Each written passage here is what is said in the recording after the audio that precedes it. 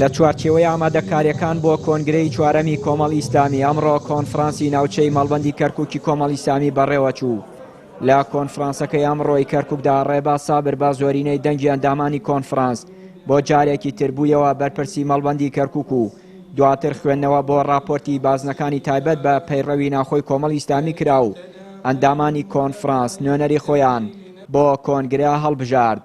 ئەندامانی کۆنفرانسی ناوچەی سنووری مەڵبەندی کەرکووک هیوای سەرکەوتن بۆ کۆنگرەی چوارەمی کۆمەڵی ئیسلامی دەخوازن.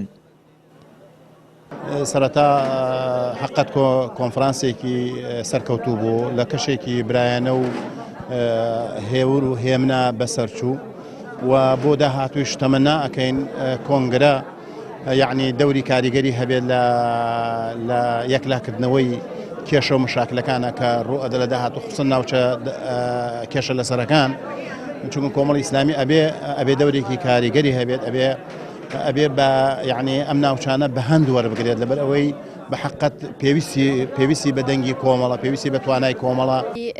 کەرکووکی کۆمەڵی ئیسلامی توانیمان کۆنفرانسێکی خۆمان بە جوانی بەڕێوە بەرین و تێیدا بەرپرسی مەڵبەندمان دیاری کردو هەروەها نوێنەری خۆمان نرد بۆ کۆنگرە. هیوادارم کۆمەڵی ئیسلامی بتوانێت کۆنگرەیەکی جوان و سەرکەوتوو ئەنجام بدات. و بڕیارە لە دوای کۆتایی کۆنفرانسی ناوچەی مەڵبەندەکانی کۆمەڵی ئیسلامی بڕیار لە سەر ڕۆژی بەستنی کۆنگرە بدرێت. بەرپرسی هەڵبژێردراوی مەڵبەندی کەرکووک دەخوازێت کۆمەڵی ئیسلامی لە کۆنگرەدا گرنگی زیاتر بە ناوچەکانی دەرەوەی ئیدارەی هەرێمی کوردستان بدات.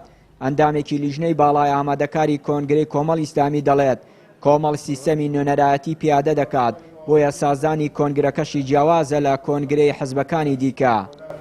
لە ماوەی ڕابردوودا هەمومان ئەزانێت سپاس بخوای پەروەردگار کە کۆمەڵی ئیسلامی گەشەکردنێکی بەرچاوی بەخۆی بینیوە بۆیە پێویست بوو کۆمەڵی ئیسلامی زیاتر بەخۆی دابچێتەوە بەرەو موسساتی هەنگاو بنە بۆیە ئەم کۆنگرێمە لە کات و ساتی خۆیان زۆر پێویست بوو.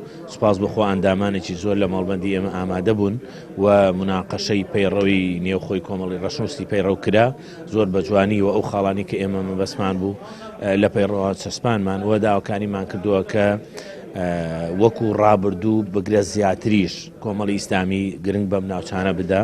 بەناوی خۆی گەورە و میهرەبان زۆر سپاسان دەکەم. دیارە لە درێژەی کارەکانی لیژنەی باڵای ئامادەکاری کۆنگرەی چوارەم قۆناغی دووهەمی کۆنگرەی چوارەمی کۆمەڵی ئیسلامی بەڕێوە دەبا کە بریتیە لە کۆنفرانسی ناوچەی سنووری مەڵبەندەکان بۆ هەر مەڵبەندێک کۆنفرانسێک ئەنجام دەدرێت کە تیایدا بەپرسی مەڵبەند هەڵدەبژێردرێت لەگەڵ مناقەشەی پەیڕەو و پرۆگرام و پاشان هەڵبژاردنی ئەندامانی کۆنگرە. ئێمە ئەمڕۆ لە مەڵبەندی کەرکووکی خۆشەویستین کە پێنجەم مەڵبەندە لە کۆی 12 مەڵبەند کارەکانی کۆنفرانسی بۆ ئەنجام دەدەین و زۆربەی کارەکانمان تەواو کردووە لە کەشوهەوایەکی باش و ئیجابیدا.